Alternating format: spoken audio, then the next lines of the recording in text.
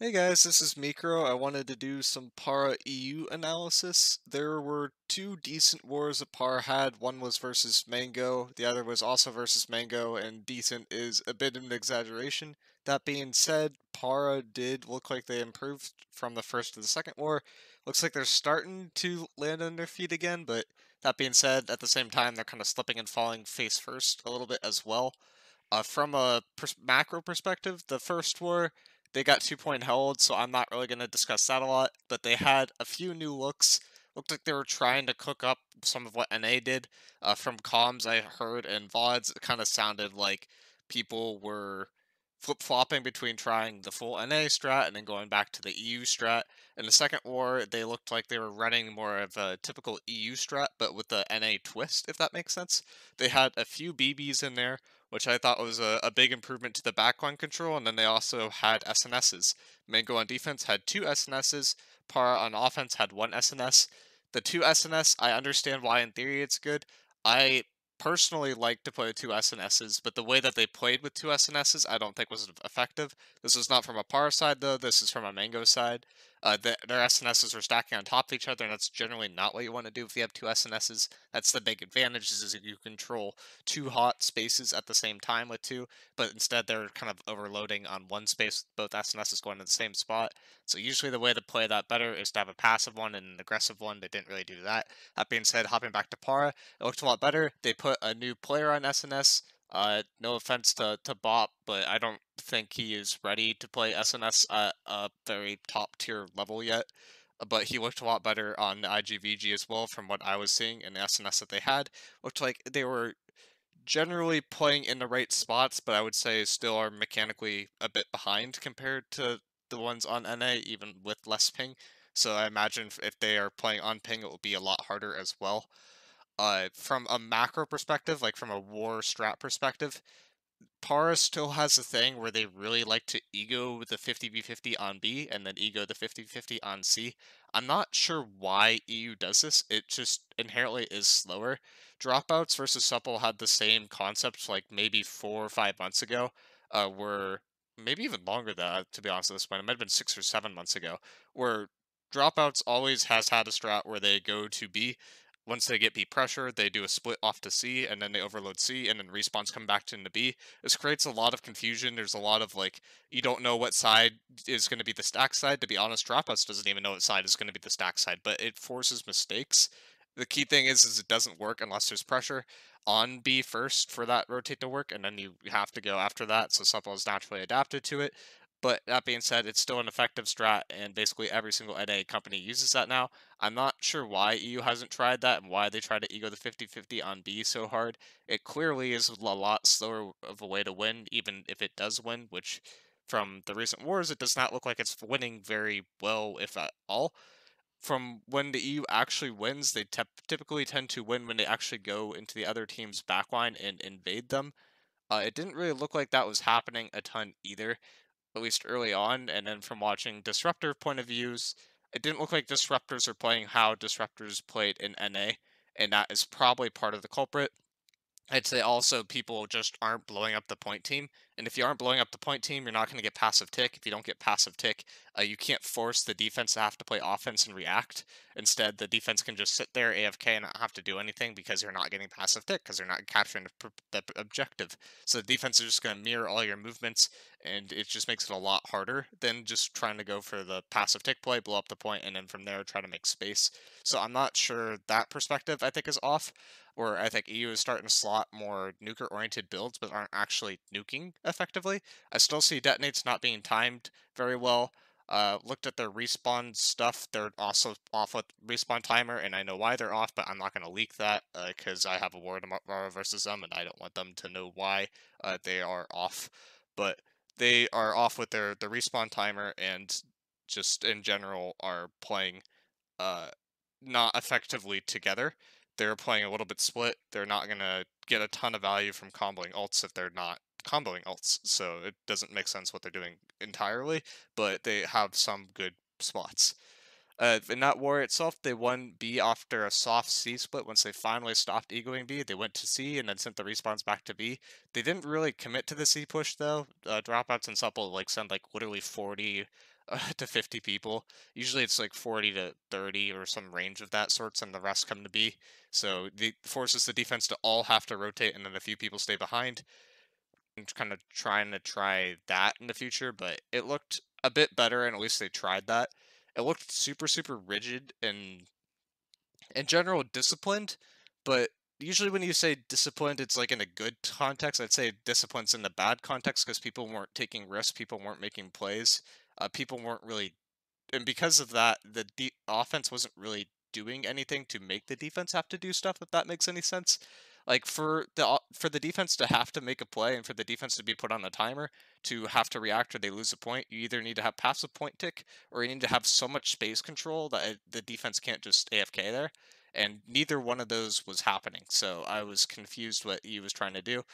It looked like their disruptors for their range groups were playing on the outside for the solo disruptors in the range groups, and they were trying to invade the other team's backline, which doesn't make a ton of sense because that disruptor should be just used to hold space while the range is pumping point, and then tells the range to turn on the people that are trying to invade into that space. So that wasn't being done. That didn't look super effective. There's also not a lot of people in Mango's backline entirely, and that was a big mistake on the B point. You saw on C where people instantly get into the backline. That's where Mango starts losing and Para starts winning. That being said, that could have been a lot smoother, and they didn't force that immediately. There was no like wide wrap on C as well, which is something that you see every single NA company do that is remotely good. You even see the bad NA companies do it, where there's a wide wrap on C, which is so wide that you can't actually match it very effectively, and then that just allows people to get oppo, sit oppo, and then from there the war just gets like 10 to 20 times easier because you force the healers to not be able to play oppo. They have to play on road or they have to play on bond, and that's just a lot easier to access from an offense point of view, and that wasn't happening as well. There was also like a concept that I saw there that they weren't really applying is a lot of people are taking duels to take duels. You don't actually have to take duels. There's times where you could ignore duels and go for the healers. That's something from a disruptor perspective that I didn't see at all. Disruptors were kind of matching people in the backline, which at that point I would call them a peeler, not a disruptor. And at that point, there are better roles to do that than something like a medium great axe, like a medium greatsword SNS. Medium Greatsword SNS is a great disruptor, but it's not a great peeler or space holder, and they were using it as a space holder, which didn't really make a lot of sense to me. A better build for that would be like something that puts people in a spot where they have to make a decision. So the one that from NA is you just a lot of BB. The concept from EU that may work, but I don't believe fully works, would be like a fire staff that kind of effectively puts people in a spot where they have to get out of something. The reason why I don't think that works as well is there's no slowing aspect to a fire staff. And if you can't slow people in your backline, then they can kind of get out and get in for free. So there's a very big ebb and flow aspect where they can kind of push out, push in. From an NA perspective, there is kind of a bit of a rigidness where it's like harder to get in originally, and once you're in, you can stay in a bit, but you're still going to get pressured out over time. From EU, you're slowly getting pressured out over time, but it's very easy to invade, and I don't understand why it's so easy to invade. And that's mostly because of the builds that they're slotting, and the people aren't playing in their spots effectively, I think. But it looks very low impact from those builds in general. From a point perspective, as I've kind of alluded to, there was no passive tick from the offense. Par's point team is straight dog, to be honest. They're not ever getting passive tick. The only way that they're actually winning wars is from people surrounding them and kind of getting on the other team's healers, and then stuff is dying. They're not actually killing things on their own, which means they aren't comboing ults effectively together, and they have a lot to work on from that perspective, especially if they want to start winning stuff on NA, because NA has the opposite perspective as EU, and there's like a lot of the top EU gov people in particular have like said that point team is generally the weakest part, and from an EU perspective in the wars I have seen, I would heavily agree that point team is the weakest part. From an NA perspective, point team is usually the thing that gets stacked the most because a good point team hard carries the war, and a bad point team also hard loses the war. So, from an EU perspective, they're just ignoring that completely. They're like, we don't care if we win or lose. We're just going to make you guys tanky, and are just going to sit there. NA is like, nope, we are blowing up the other team's point team. We are taking it right to them. We are going to start taking point, and we're just going to win off our point pressure. And that does not happen at all in EU, and I'm confused why it does not happen at all in EU. But they are kind of half committing to the comp that NA runs. They've made it more tanky, but they haven't added more burst. The burst aspect could come from like medium melees. To be honest, most of the burst aspect comes from dropping the healer and actually using ults together, which from the top down I have seen is happening rarely, but doesn't seem to be happening purposely and seems to be timed incorrectly due to respawn shenanigans. That being said, there are some good aspects of that. It looked like the detonates were generally being used together in the same group, but weren't being used together as an army, and that could be pretty easily adjusted if the caller learns to call detonate pushes more together, which is something that most NA companies do at this point. There are some other ultimates being used that are being popularized in NA that I see starting to be seen a little bit more in EU. Like I see a little bit more Biles. That being said, there are some big downsides too. I don't see ice showers when I look at an EU war, and it's honestly the most confusing thing. Like they come down at times, but there's no like constant ice shower. Like, hey, you can't exist in this space. You can't exist in that space. If you try to get into this space, you're not going to be able to get out for free. You're going to die to like random range pressure because you're going to get stuck in an ice shower. That just literally doesn't exist. I'm confused why that concept doesn't exist. Ice Shower, in my opinion, is a top 5 ability in the game. Probably even top 2 to 3, to be honest, when you consider everything. Gravel, of course, has to be number 1 because it's just the thing that makes War meta what it is, but Ice Shower just controls the ebb and flow so well and puts the ebb and flow so much in favor of you. It makes it so difficult for the enemy to take space, makes it very easily for you to hold space. And it doesn't look like builds with the Ice Shower are being put in a spot where they can effectively utilize that. That's something where BB tends to get a lot of value as well, because BBs tend to play closer to the clumps. They drop the ice shower. That will make it so it's harder for people to get in and out. It's also an IGVG thing where they can get a lot of effective value with ice shower, and EU runs those, but I wouldn't say that they're running those builds as effectively as they could from a top-down perspective, looking at their war versus looking at NA wars, where it's very difficult to leave clumps and it's very difficult to enter clumps. EU is much more, hey, you can do whatever you want. We don't care where you are, but we're going to try to hold this space. But that being said, the space control aspect from EU, I think, is generally fake space control and not actually real space control because they don't slot builds that are actually threatening to hold that space. Firestaff is or does have good burst, but burst isn't everything. Like it's good, but people have as a default right now 16k HP. Burst is not the key. The key is slowing people down and preventing people from getting in and out of space super effectively. That's why I run Greatsword on point, because it has a 35% slow, has a 20% slow, and the SNS also has a bunch of slows. It effectively makes it so it's very hard for people to make decisions. They tend to clump up more because they're slowed, so they can't move as in and out as fast, and then people tend to get blown up by detonate pushes a bit more.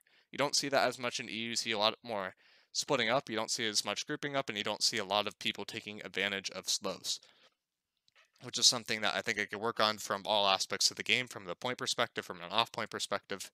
The only people on the EU that seem to take advantage of that aspect are, I would say, the healers, who there are a few that I still see running Ice Pollen, and they're just getting effectiveness out of that. But in general, I'd say their army is not getting effective value out of slows, and they're not taking advantage of situations where the other team is clumped, and they just can win that clump very easily by just comboing ults. In terms of off-point, this comes from watching mostly Plage's VOD, to be honest. Plage I have really in high regard, mostly because he came from Overwatch, to be honest, and I came from Overwatch as well, and I think Overwatch players are generally good at New World. In terms of what was happening off point, I saw some BBs being slotted. I've talked about that a bit, but that being said, they only had I'd say 2 to 3 BBs maybe. I think 3 is about the minimum that you could have to have the effectiveness of BB. The effectiveness of BB being if someone enters your backline space, they get slowed, they get exhausted, they get pressured out very easily, and it's just harder to get into that space, as well as the BBs are able to kind of soft blow up point at times. From an EU perspective, the BB blowing up point is worthless because you can dodge the BB, but that's exactly the point of BB. If you want to dodge the BB damage, you effectively basically exhaust yourself, and if you've basically exhausted yourself, then you've opened yourself up to being bursted by the BB with a Zoth combo with the autos, as well as by other ranged builds. And this stamina aspect that you could take advantage of, I don't really see being fully taken advantage of in EU. They do run Hatchet, so that does compensate for the stam because they can kind of get rid of the exhaust, but I don't really think that's the primary thing that they're using the Hatchet for. And that being said, Hatchet seems to be being slotted less and less as of late. So I'm not really seeing how they're getting a ton of value from the slowing down aspect and really taking advantage of controlling space in general. It seems like EU is decent at taking space, but they aren't good at holding space, and I think that's a big theme, and it could be fixed by a build uh change. It also could be fixed by how people play. I think the main thing in general is that people need to be trying to nuke the point sooner, though, and a lot of these mistakes are getting unraveled because they are just not winning the point fight. There's a lot of situations that I saw Para in where if they had an NA point team, I think they win that, and I think they get to fort honestly with an NA point team in probably like 10 to 15 minutes, but with a EU point team, they're barely able to get to fort and to get there with like a 5 minute thing.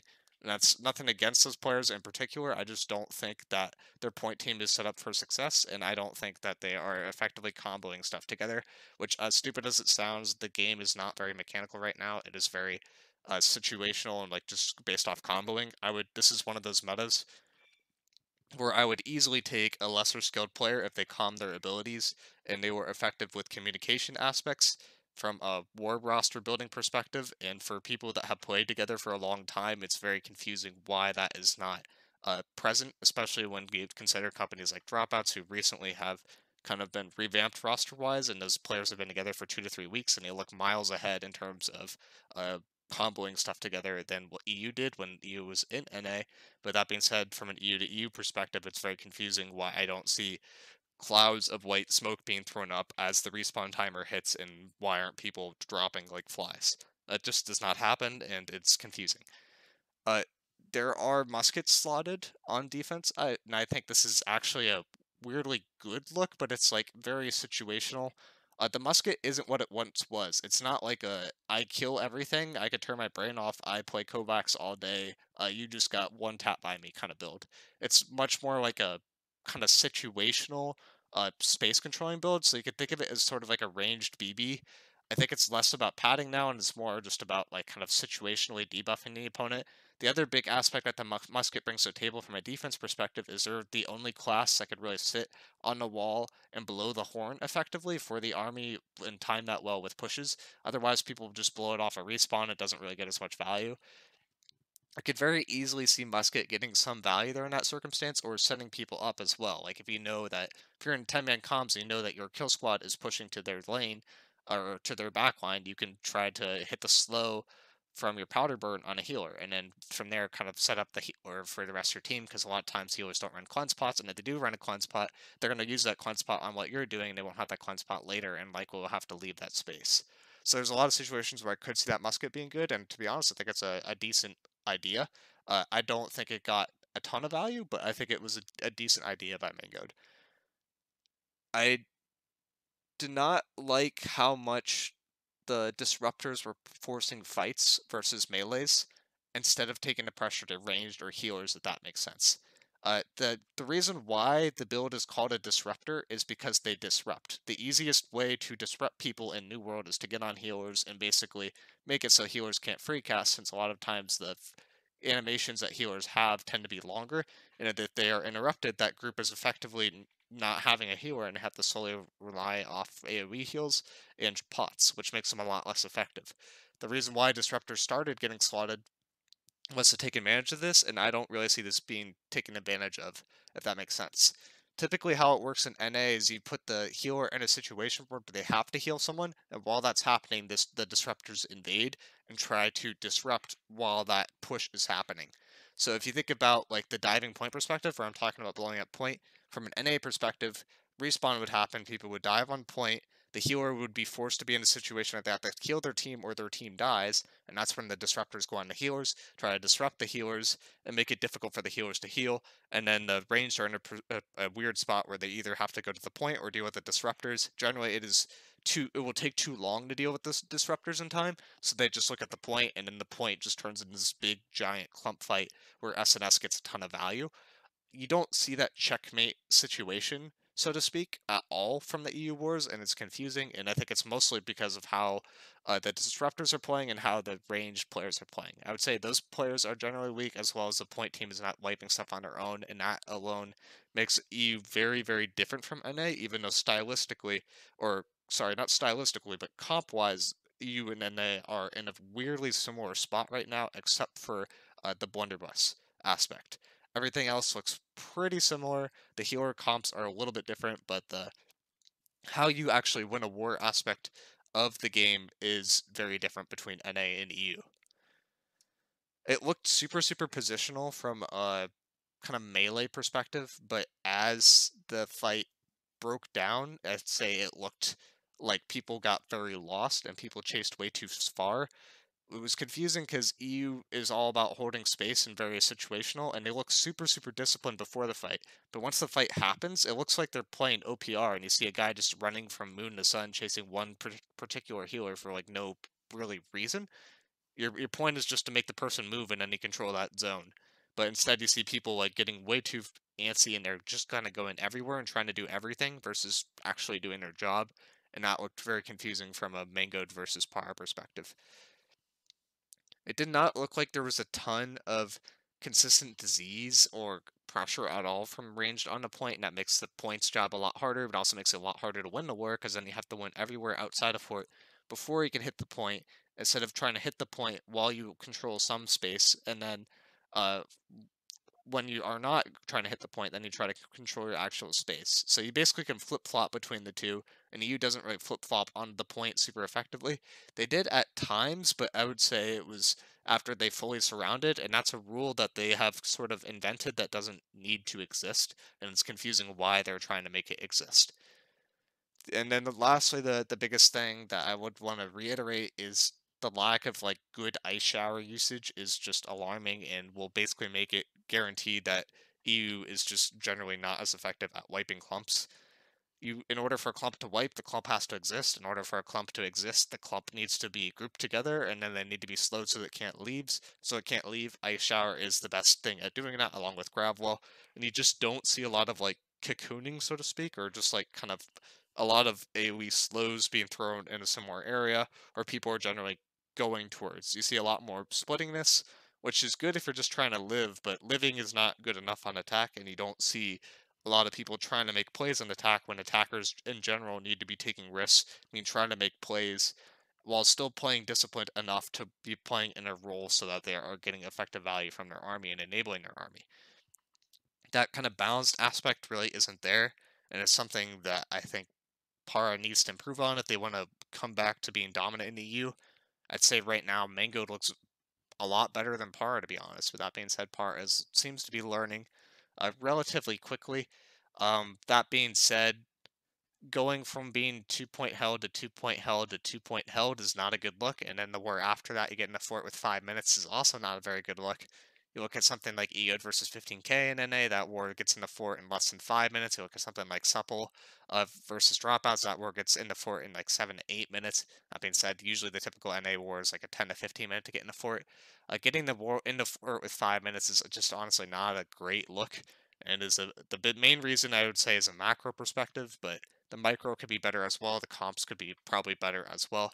A lot of stuff can be fine tuned. A lot of stuff can be balanced out. But I'd say the elephant in the room is just not trying to play for the point fight and trying to play always for space control. There's a lot of aspects that if you win the point fight, the rest of the war becomes a lot easier, and you just don't see that happening at all the time. You can't always play to win the point fight. Like you can't always like be like, hey, we got in the fort. I'm gonna 30-man rush B every single time. Like that's not gonna work.